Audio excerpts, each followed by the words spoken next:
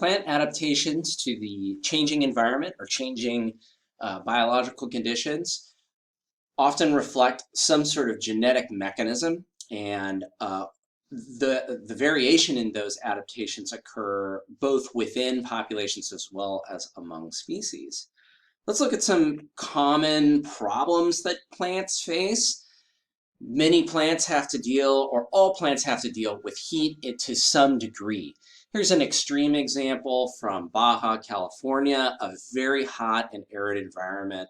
And all of the plants down here reflect or are good examples of physiological and structural characteristics that confer survival in a hot and dry environment. Small leaves that reduce interception of solar radiation, CAM photosynthesis or CAM physiological pathways in plants that conserve water, and there's also senescence going on in this ecosystem.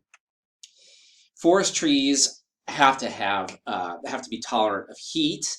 Here's two examples, one from the Eastern Sierra Jeffrey pine, and the second is holm oak in southern Spain. In both of these cases, there can be relatively hot conditions that these trees and forests have to persist through, and oftentimes that becomes a problem of regulating leaf temperature. Now, leaves can be cooled by emitting volatile organic compounds. This results in evaporative cooling that is somewhat analogous to perspiration.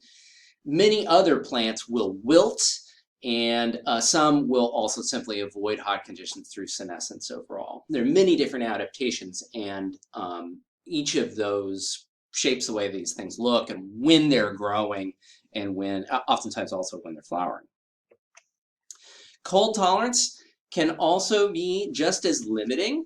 And this is a photograph from a very hot environment. This is Joshua Tree National Park. So I've got a photograph here of some Fremont cottonwood and some native palms here. This is a spring, an oasis in the park, and it might seem like an odd example to talk about cold tolerance, but frosts happen here fairly regularly, and the plants have to be able to cope with that in order to persist here. Now, you might think that heat and dryness is kind of the first challenge, and you're probably right, but the plants still have to be able to deal with frost, otherwise they'd be outcompeted. So some of the things that are occurring here are senescence.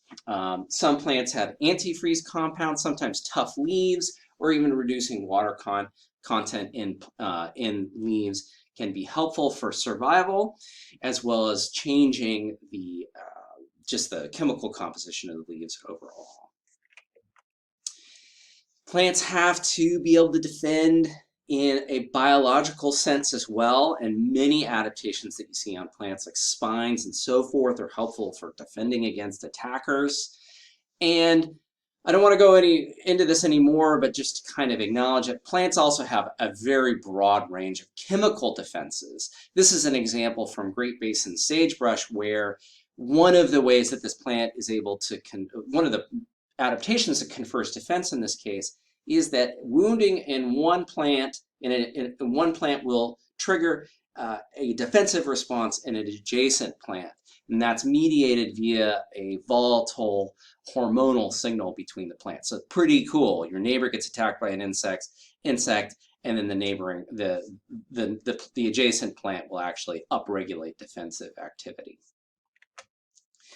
Remember, in forests, the three main things that we're concerned about are light, water, and nutrient limitations. And oftentimes, those three things are going to be limiting because of competition among individuals, among species, or among species, individuals of the same species. This is really gets to the heart of our topic. When are these things limiting growth? When, where, and why, and how do forest trees adapt to those problems?